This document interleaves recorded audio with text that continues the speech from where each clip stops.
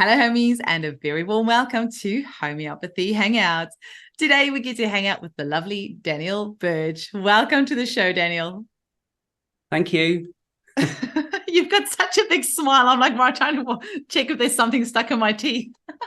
I'm just so used to leading groups and trainings and working, and so to actually turn up and not have dozens and dozens of people like listening to me and me having to deliver is a real joy. And I'm also not used to working mornings on Zoom. I tend to work in the evenings because of time zones. So yeah, it's lovely to see your face. That's why I'm smiling. But also just I really feel I can sit back into this and just enjoy the ride today, which will be great. So Well, yeah, the thanks joke's for on having you me because on. you're going to have thousands of people listening to this interview. And I'm the I one can sitting handle back, you that. doing the work because I'm asking the questions. Yeah, So sure. you Well, might I have can been do all sold a that. lie. Sorry about that. Oh no, this is a yeah, this is good for me. This is great. So thanks for having Awesome. me. Well, we got to know each other through Danitza Appeline's Golden Spiral Proving Group, and you really blew my mind because I'm trying to think of what the remedy was that we proved. We've done a few now, so I can't remember which one it was. But you were sitting there, and the things that you were experiencing in this proving, I'm like, holy hell, this guy is tapped into some or other source out there that I clearly have no access to. And I was like, okay, I have to get you on the show to come and have a chat. But before we get cracking, can you tell us how you were first introduced to homeopathy? So I was in my teens and I used to get hay fever, and I saw a homeopath where I was living in England, in Essex. And I'll be honest, I didn't have much success. She gave me a lot of remedies and I took them, and nothing really changed.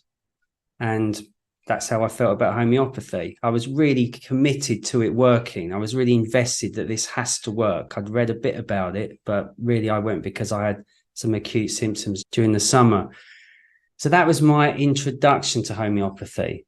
But where I really got homeopathy, that's the important bit for me. I'd been living in Canada, in Edmonton, in Alberta, and I came back to England. I hadn't lived there for a few years. It wasn't a physical issue I had. It was existential. I was going through some real existential stuff. And I thought, right, I better get onto homeopathy and find out if this can help me. So I found the phone number for Misha Norland and I rang him and I said, hi, Misha, you don't know me, but I'd like to come and see you. And he said to me, well, it's quite a long journey from where you are in London to come down to Devon. I said, well, I'll do that. I'm happy to do that. He said, well, what about London? He said, can you afford London prices? I said, well, I'm in a bit of a state. I said, I don't think I can afford not to afford London prices. He said, well, in that case, David Mundy, go and book a session with David Mundy. So I contacted David Mundy. I got an appointment. I think he was at about 3 times the price of anyone else who was practicing, from what I could see. It was 2001. It was £140 for a session. And at the time, you could get a session for like 40 quid from people. So I turned up at David's clinic in the middle of London, and I must have spent an hour grilling the poor guy to see if he was up to the task. I literally was testing him and asking him questions. I was going to pay him, but part of my consultation was, is this person, does he have the capacity and the caliber to hold me and to treat me? And it became quite obvious that he did. And he took my case, and the case all told took 3 hours. I was with him for 3 hours in the room. And towards the end, I told him a lot of things about myself, obviously. I'd shared a really important dream. As soon as I shared the dream, he said, I know exactly what you need. And he told me the name of the remedy. And in that moment, that absolute instant, everything changed. Everything. The world completely shifted. My perception changed. I remember a shimmer, this transcendent shimmer just came across everything. And I just sat there in complete, I'd call it gnosis, in like just a deep, direct knowing, realization, whatever you want to call it. We've got names for these states, but can only ever point to them. And I looked at him and said, so this is the remedy then, isn't it? And he went, yeah, this is it. I said, so are you going to give me a pill or something? He said, well, I don't need to. He said, because obviously it's happened. He said, but I'll give you something anyway. And I loved it, actually. He went to his cabinet and he didn't get out a pill. He got out some powder and he tipped about a gram of a white powder into a paper wrap and dripped something on it and gave it to me. And I took it that night and the next morning. So that's how I really got into homeopathy. And I remember leaving his clinic. It was so clear that when I left his clinic, I walked down the street and I was literally just in paradise. It was heaven on earth. I'd really just returned to the garden. And even though I was in the middle of a concrete jungle, I was literally walking, but I was back in the garden. And I remember thinking, if I can do for one person what's just happened to me in my life, then I will have lived a good life. And that's what I came away with. It wasn't two people. It wasn't the whole world. It wasn't, I want to change everything. It was like, if I could do this for one person. And from then on, I came home, I processed stuff. I remember the World Cup was on that year. I wasn't interested in football. I went around a friend's house, watched the England World Cup game, which was great. Beckham was there and all my mates were there cheering. But I knew I was Irish, even though I was raised in England. And I'd never really fully connected with that. And then the Irish game came on. There was a game straight after, and there were a load of Irish men, and they were just charging after the ball. They were just these wild warriors, a completely different energy to the English. They were like ballet dancers and really quite contained and elegant, but the Irish were just wild warrior men just charging. And yeah, I was like, I need to get to Ireland. And it all added up. It's like, I need to get to Ireland, connect with my ancestry, and I need to study homeopathy.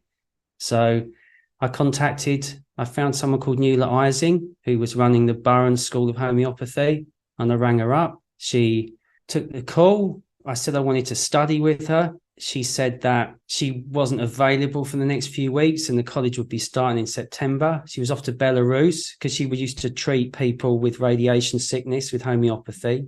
And she said, but let me think about it. We're full. We've got no space, but call me when I get back. And I rang her back about a month later and she said, yeah, I've been thinking about you. You've got a place. So I moved to Ireland and I started studying with Nuala. And that was my real initiation into homeopathy. Incredibly experiential training. I think within week one, we were doing a proving.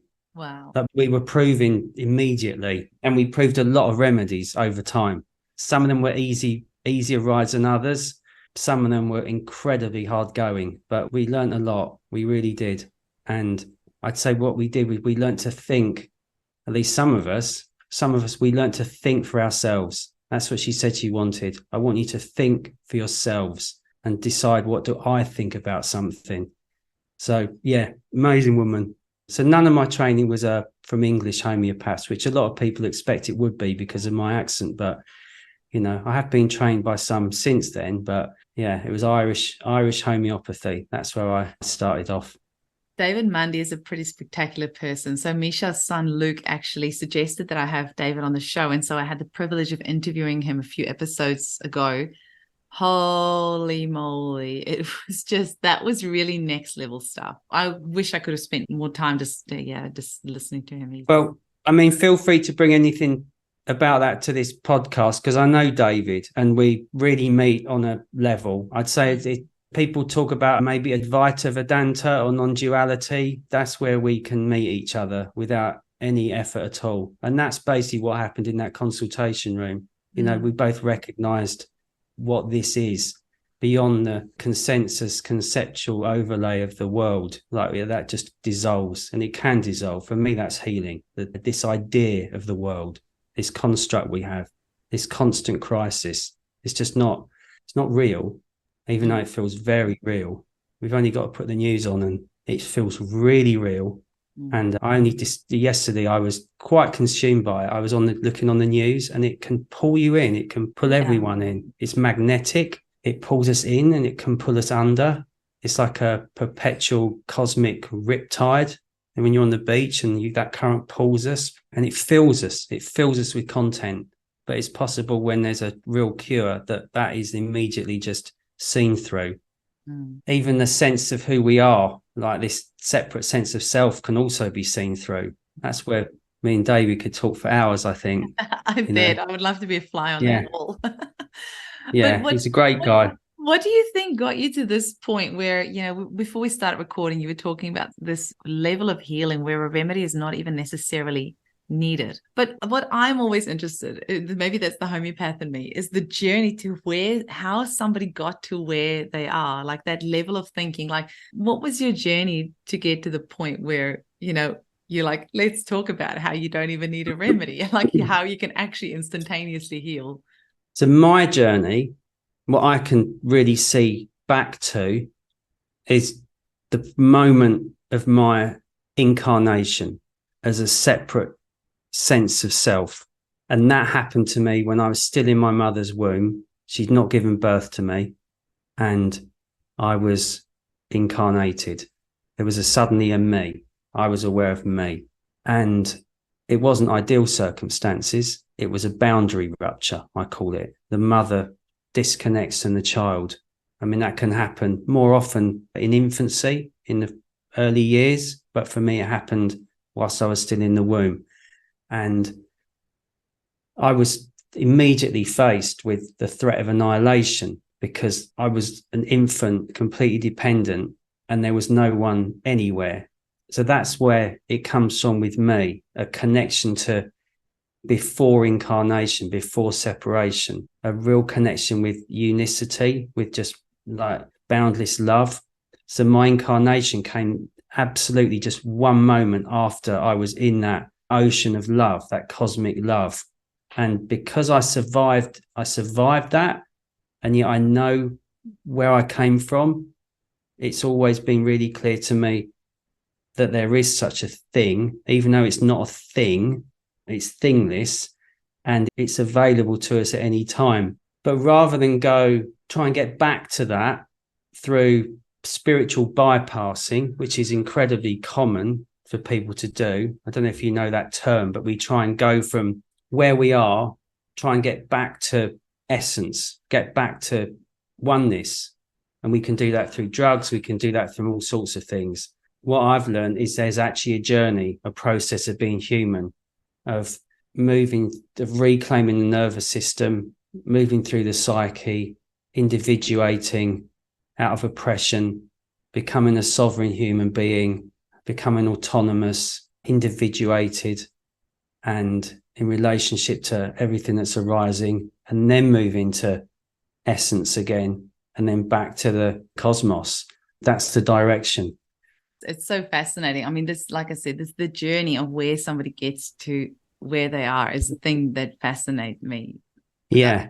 There's remedies on the way. There's really clear remedies for me that have been significant. I mean, Thuya was the one that David Mundy gave me. Amber, Succinum, that Mueller did the proving of, that was critical in my journey. I'm fascinated by how we can sum remedies up, but Amber is just such a beautiful remedy for people who've been separate from where they're from. I mean, Mueller once described it as, and I probably embellish it as well, that, amber comes out of a tree and it's an organic gemstone. It comes out of a tree, it fossilizes, it's a sap of a tree. But for me, it's very low density. And because it's low density means it's not completely embodied and incarnated, but its low density means it ends up in the ocean and can float in the ocean. And so it starts this journey of leaving the tree, and it floats across the ocean and ends up being washed up on the shores of a distant land to which it feels like it does not belong. And that's why it's can be such a perfectly indicated remedy for adoption and people who've lost their mothers and people who've been separated from source. So that was a key remedy, as are the matridonal remedies, which are really something I'm in love with. Yeah. Absolutely in love with them. I can't get any excuse to prescribe them. Yeah, Lac Humanum is. Do you use Lac Humanum though? Because I don't know, I always use Lac Maternum. I just never use Lac Humanum. I just like that. I'm drawn to the fact that Lac Maternum is made from the milk of 9 different mothers, and it's got the colostrum all the way through to 10 months. So, I do think us homeopaths have our favorites. So, like, my favorite is Lac Maternum. I think Lac Maternum in the C4 potency high titration, that would be different. And the potency selection is critical. Yeah, Absolutely yes. critical. I need to go check which trituration I have, because now that I've become a bit more aware of that, I need to actually go back and see which triturations they are and get them in C4. Yeah, I couldn't imagine lac maternum just from a pharmacy now. It would be C4 or higher. Mm-hmm. Lac humanum, lac maternum. I mean, I've got them here. Paul Therio did a really high titration of lac maternum. I think that's incredibly valuable. And lac humanum, that Ali's has been speaking about for Ali's Timman for years now. I mean, it's really essential. I think everyone on the planet could benefit from that. And of course, in lower potencies, not just high, because in the lower potencies, it does contain oxytocin. So that makes it very different. It's a really important thing. This idea we have to go high. We really don't have to go high. Sometimes we do, but just being really embodied in the lower potencies, because they do contain significantly different qualities to the higher realms. Yeah. Can you talk to us a little bit about trauma, and what is it about trauma that fascinates you? And you do lots of workshops around this as well. Are they all in person, or do you do them online? My last in-person workshop I did was last January in Ireland. I have been doing them. Well, that's one I organised. Yeah, every summer. I just did 3 workshops in Ireland at a camp called Earth Song this summer. I get invited to a holistic camp with, I think, about 500 people. It's all off grid for 9 days. They run 2 of them in the summer. So nobody touches a phone, a laptop. There's no electricity on site. It's absolutely wonderful. We camp in tents around fires. We cook on the fires. And they asked me to come and do workshops. So I lead workshops for people. Thankfully, they give me the biggest workshop tent because it does get full. Mm-hmm. We have about 45 people come to them. And I lead people used in the work I do in a group setting. It's very similar. Well, it would be informed by family constellations work, which I've trained in. So that would be ancestral work, family constellations. But my work is based on the center gate or module of the training that I lead with Emily Waymeyer, a constellator and medium and therapist from Ashland in Oregon. So yeah, that was the last time I did some workshops. We did 3. I love doing them. I love being in person. I do all my work on Zoom, but oh my God, I love being in person. And especially on a field with everyone in bare feet. They're completely earthed. So when they're earthed, so when they walk in, they're ready. They're really ready to just go in. And what it enables me to do is learn the simplicity, the minimum dose of working with people in a workshop setting or just in life. Because if anyone's had any experience of family constellations, there's so much opportunity. And quite often we can be seduced into introducing more and more things into a setting, into a session, when really what we're doing is we're looking for what's essential as therapists. It's absolutely critical that I even say that. We're looking for what is essential, and we're looking to locate the client. We can't heal a client unless we can locate where they are. It's absolutely critical. So at homeopaths, are we not locating where they are in the cosmos? Are we not locating where they are fixed, or where there's stuckness in the animal realm or the mineral or the plant kingdom or the imponderables, which incidentally Nuala taught me that is not the right word. She says she can ponder anything, and I took that on. So there's imponderables are completely ponderable, just in case people wonder. So yeah, we're looking for where we're located, and it's possible that we're not just located in one of those realms. We can also be located maybe in a past life. Now, how do we do that as therapists? How do we actually work and locate where people are? I know real estate people say location, location, location, but this should be what we do with our clients. Like, where are they? Not just who are they? We can pinpoint this stuff. And if we can't, we shouldn't beat ourselves up about it. We really shouldn't, because we're all going to work in our own wonderful, unique way. Yeah, all of us have something to offer, hey? Oh my God, yeah, don't we? Everyone. I mean, everyone's just a reflection of who we are. I mean, it's, we really are We do meet what we are. Mm. That's exactly what we meet. This world is what we are. And if we change, the world changes in an instant. Yeah, actually, that's what David talked about in his podcast episode. It was titled The Mirror and the Magnet. So it was. Okay. Yeah, The so mirror and the magnet. yeah. Yeah. Okay. So I've covered, I said the world is, the trauma field is magnetic. The mirror and the magnet. Okay. Got it. Yeah. I need to ask you something though, because you wrote down, for when I asked you about, topics for today, you wrote down the morphogenetic field, the polarities of the trauma field, and the generative field. And I don't even know what that means. Can you talk to us about that? Sure.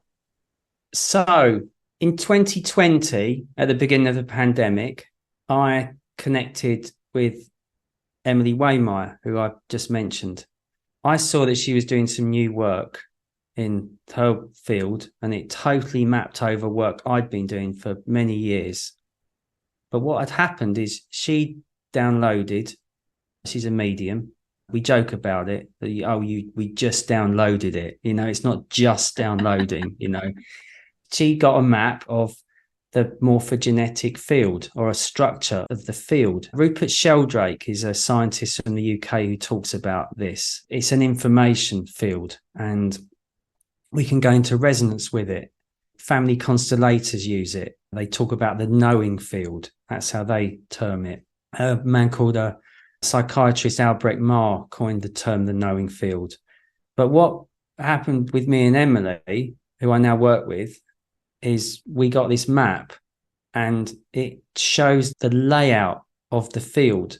So rather than working blind, we've actually got a clear structure of what the field looks like. And we've been testing that now for what it must be, it's going on life, isn't it? 2020. So that's like 3.5 years now of constant testing this and never seeing it not being true, for whether it's in large groups in a workshop or whether it's working one-on-one with people. So I've literally worked with hundreds and hundreds of people now in the past 3.5 years. And what we see is that the field, and we call it the trauma to essence map. That's what it's called, trauma to essence. We see that there's two parts of the field. Now, they're not like they've got this absolute division, but there's two realms. And one is we call the trauma field, and one we call the generative field. So there's many ways of describing what that is, but the trauma field, that's where the wound is contained, our original wounding. It's also where our strategies are contained. The strategies might have come through in this life, but mostly inherited strategies from our ancestors to compensate for the wound that happens to us.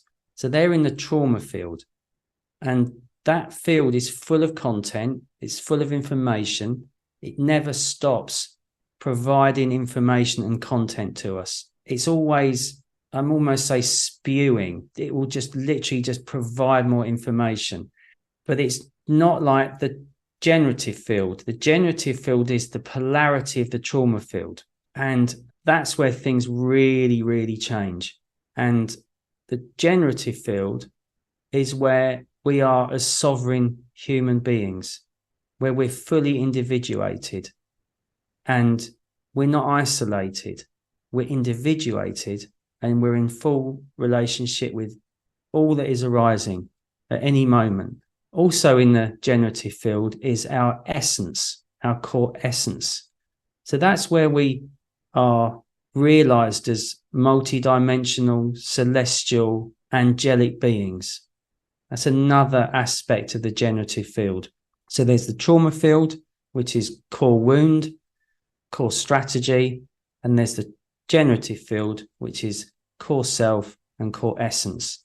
And the journey is to move from wound into and through strategies, befriending them along the way, recognizing what they are, acknowledging them, never excluding anything, and then step out of the trauma field, which is very different from most ideas of therapy. Most ideas of therapy is you stay in the trauma field and you try and find your way out of the trauma field by using the content that comes through that gives you the impression you're working your way out, but you're not. you're just working your way into staying in the trauma field. And due to the magnetics, which is interesting that David said magnet, due to the magnetics of the trauma field, it takes one heck of a therapist to not get pulled into the client's trauma field. And the reason that usually happens is because the therapist is in their own trauma field and they've never been shown the way out. So you end up in your own trauma field with a therapist who's in the trauma field with you, both doing what you believe is work, but what you're actually doing is just experiencing the constant, perpetual content that comes through that field, and you can't get out. It's a bit like drinking coffee. If you drink really strong coffee, it can agitate you. And people think that's waking them up in the morning, but it doesn't really wake you up. It agitates you because there's activity. You get the impression that you're awake, but you're not. It's not like drinking a fresh juice and going for a walk and breathing fresh air. That's the generative. That's like moving into life. So what we do now is help people step out of the trauma field and into their core self. It's a huge task, but if you're in your core self, it's so easy to help someone do that because you can see where someone is. I was talking about location. When you're in your core self, you can just locate where someone is. You can just see where they are. And when you're in the trauma field, you try to locate people and you can't do it because you're in the trauma as well, which is why if I say you have to locate, be able to locate, if that's confusing, that's the content of the trauma field causing the confusion and the distortions. So if we're in core self, we can see where someone is and we can say, I know exactly where you are, which is in itself is a relief to someone. Now, if I'm actually working with someone therapeutically, I can say, I know exactly where you are, and it's really okay you're there. It's great that you're there. I know exactly where you need to be and precisely what needs to happen for you to get here. And it's not get there, it's get here. But once you're in the generative, you literally can help people leave the trauma field. It's not like getting away from the trauma field. It's not like getting away from your wounds or denying or excluding or disowning a part of yourself which is not serving you. It's not about cutting ties that bind. It's not about any of this. It's about moving into sovereignty. And when you're in sovereignty and in the generative field, the capacity you have is boundless. There's no limit to your human capacity. So you're an individuated human being, but you're also in full relationship with all of the cosmos. And you realize you're that as well. And you can just bring people over, but you have to do it together. What we're realizing is we can't do this on our own. We can't and stay in it because there's a huge pull to bring us back in. For me and Emily's work is personal trauma is the result of social oppression. And I know there's this P word that some people try and avoid, but it's patriarchal oppression. And yeah, I'm a white man and I'm saying that. It's patriarchal oppression. I saw you share that on Facebook a couple of days ago, like what we need is matrifocal leadership. I'm like, I had to go Google that. Yeah. I never actually heard that term before. Right. It's matrifocal leadership is what we're doing. We look at what happened before the patriarchy. There were times before the patriarchy a few thousand years ago. And from what I'm seeing now and what I'm told, they were golden times. Things were very different then. It was not the survival of the fittest. It was not only the strong survive.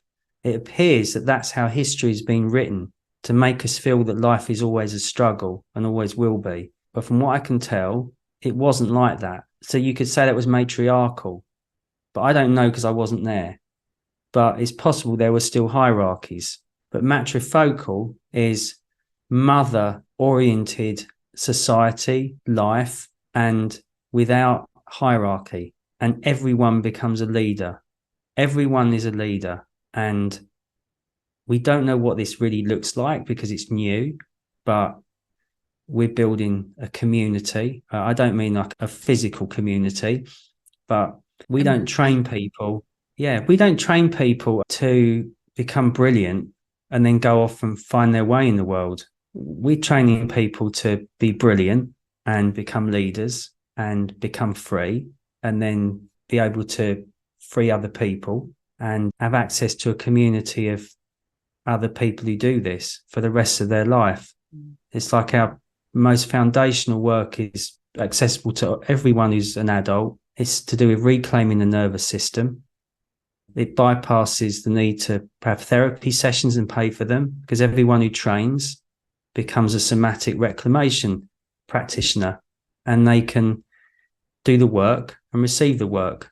So we've got a community of everyone who's ever trained with us, everyone who's training now or ever will, has got access to all those people, and they've got groups where they can just say, I need a session. Sometimes they have weekly sessions with each other, and all they have to do is swap their time with each other, and they discharge a distress, reclaim their nervous system, whether that's chronic, which is like, could be this lifetime, previous lifetimes, anything, or someone's stolen your car parking space and you've completely freaked out, or maybe your electricity got cut off, or there's been an accident with one of your kids. And what we realize is there's so much distress in the system.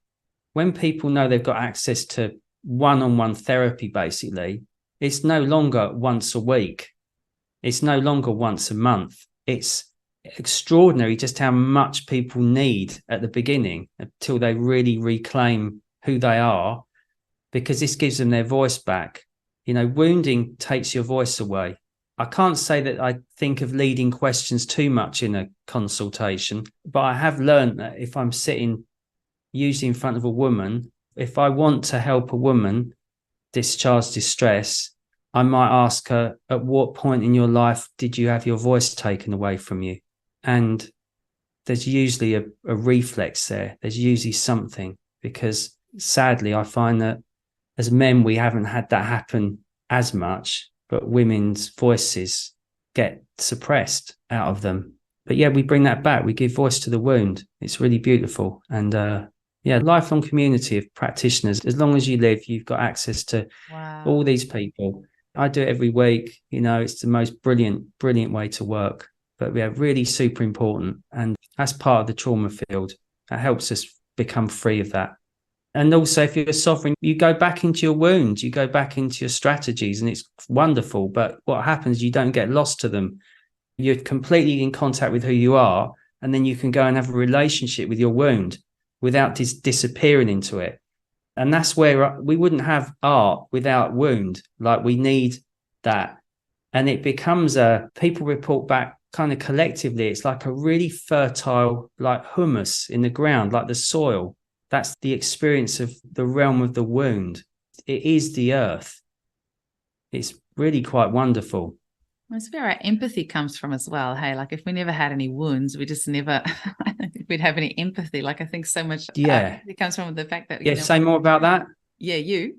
No, you. Can I say more about that? Oh my gosh, I've had so many things happen in my life that, I'm so grateful for that, because it's helped me to empathize with people, and it's given me so many life skills. I mean, that's how I often, I tease my kids about this. I say to them, you guys have just had your life. Like, it's been too easy. Like, I'm actually worried about them that they haven't experienced like what I would say any trauma, by their age. I say to them, I had been molested, my parents had been divorced, I had all these things happen to me. But then at the same time, it's actually also so beautiful that they, go to this incredible school. They have two parents that love each other so much. They live on this beautiful acreage with all the pets in the world, and they've just got such a great life, no home, like schoolwork or anything like that. So I'm like, I sometimes I say it, but I don't say it. I'm sometimes, I mean, they're going to get their wounds at some stage, but like the wounds are what grows you, right? Like it's what pushes your boundaries, and that's how we grow. But maybe that's a limiting belief that I have, that you need to go through pain. No, it's not. It's just being an adult. We go through loss, and it brings gravitas. It's not a trendy thing, gravitas. I mean, we're always trying to immunize ourselves against aging. We're in the cult of youth. But yeah, with aging and loss comes gravitas. That we literally have gravity in our soul. And whenever I've been like really, really in the depths, I always thankfully have heard myself saying, please don't ever let me forget what this is like. So when I meet someone who's here, I'll see it immediately and I can be there with them, you know, no matter what it is. And I mean, this summer I was doing a workshop and the time ended and people didn't want it to end. So we went outside and we all sat together and there was a young woman next to me and she just started talking and she hadn't said anything during the workshop. And she said, I lost a baby. And she was only a kid. I mean, she's in her 20s and early 20s. She said, I lost my child. And I just looked at her and said, I lost one too. I lost my child. And she said, really? I said, yeah, we lost a baby. And that was it. That was the medicine. And she never came back. She never came and saw me. But we looked at each other and she knew that I knew, even though our experiences would have been different.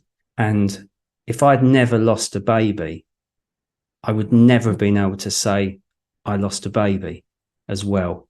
And she would never have got that humanity, that connection we got. So, yeah, it's part of the course, isn't it? Being an adult, we can have immense losses and it can take a long time to process them. It's not what we necessarily want to happen to us, but they do form us. And when we move out of the trauma field, which contains the narcissistic type of person, and move into the generative, where the unprejudiced observer in homeopathy or the objective witness is, you know, all those aspects and experiences we have, they just come through. I mean, they really do. I mean, I talk as a father. It's like I have gravitas, you know, I know how to protect. I know how to provide security. And it's a different security to the security and protection that like my partner might provide. But yeah, I mean, all these losses we have, I mean, we literally can turn them into gold. We literally can. Yeah. I lost my mother. She withdrew from me when I was in the womb, like I said, and she kept me for 8 weeks. But then I was taken and given up for adoption to another couple.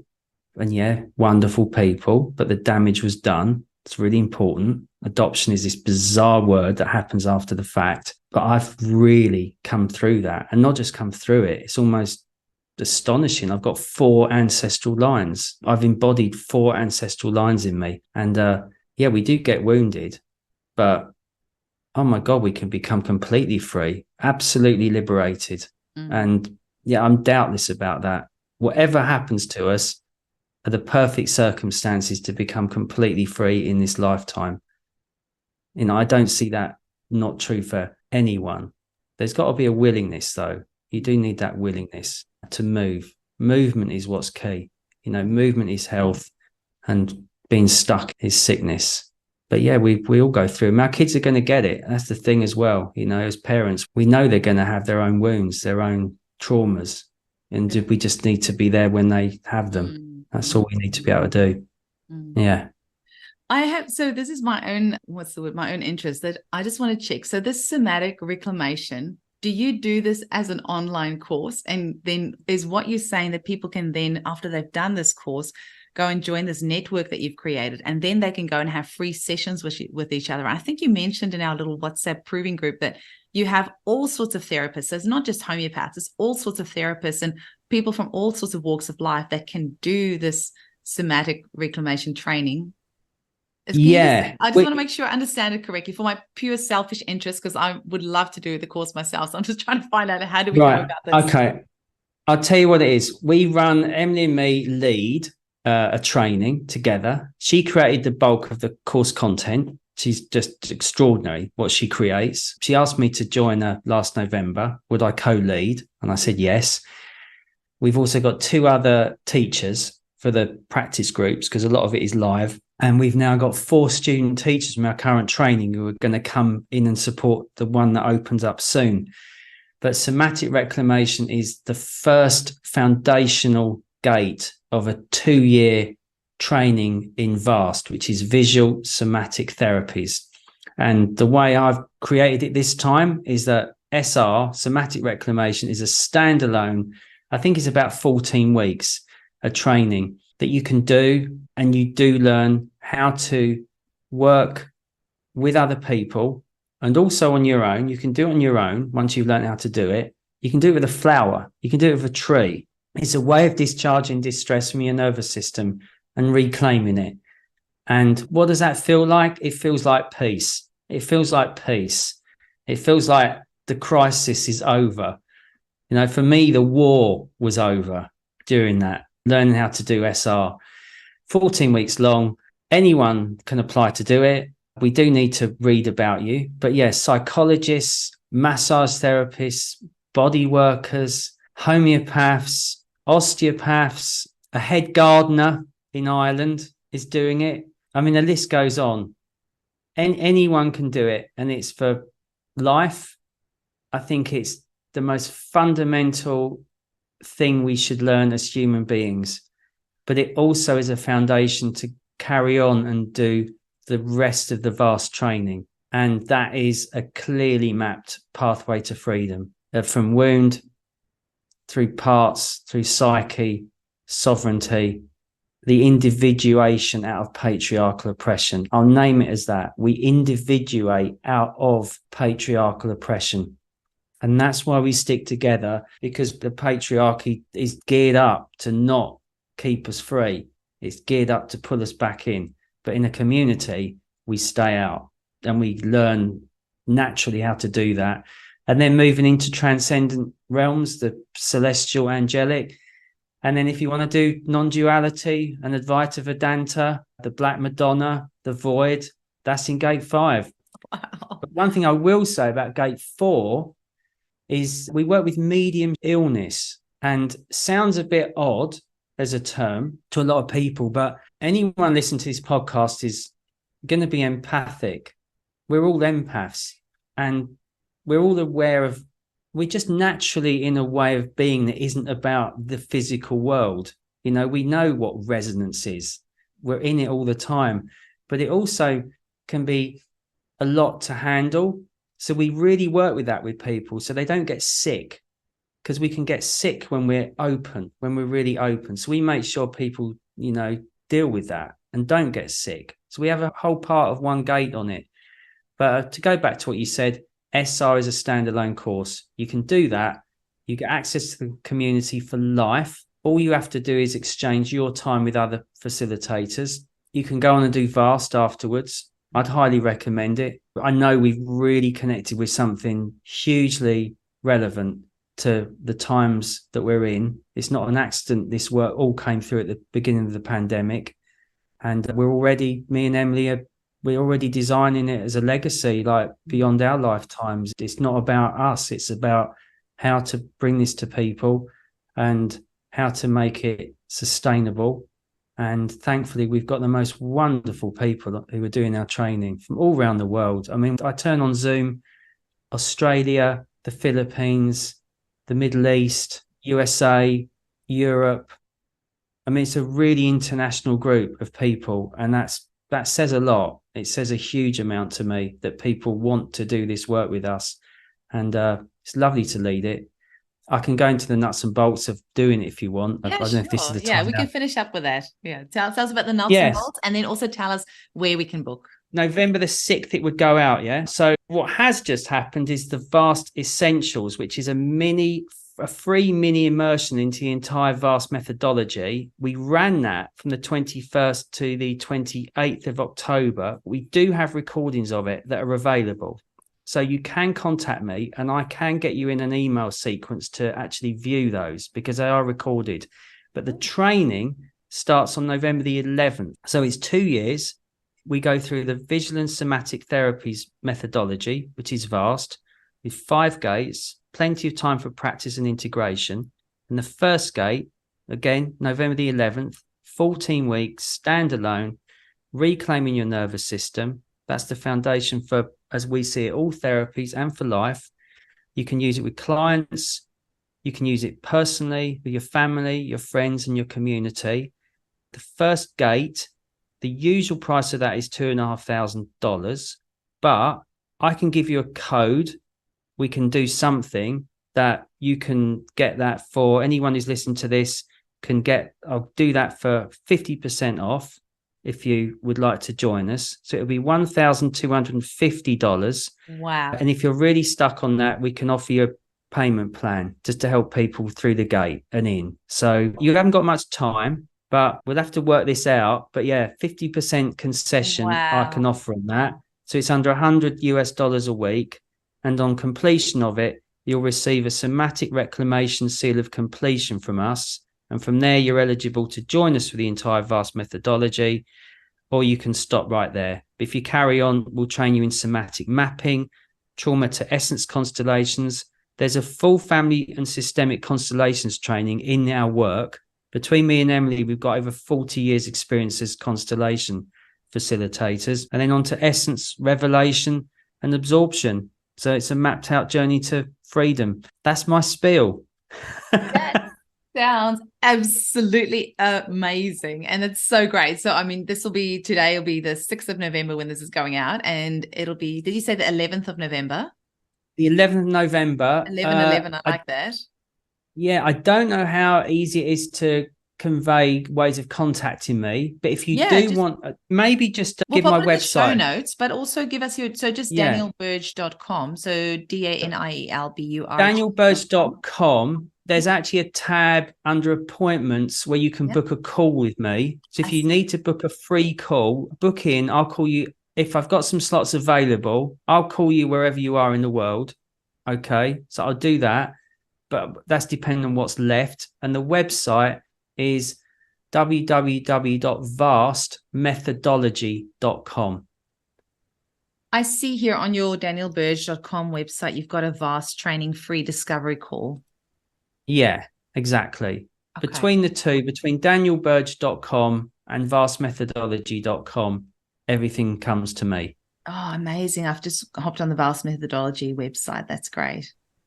Oh, cool. Yeah, that's getting built right now. We're kind of moving in processing that, but you will be able to get me. And the VAST Essentials, which ran from the 21st to 28th, I'm working on having that as an on-demand thing you can do. So you could get connected with that really quickly.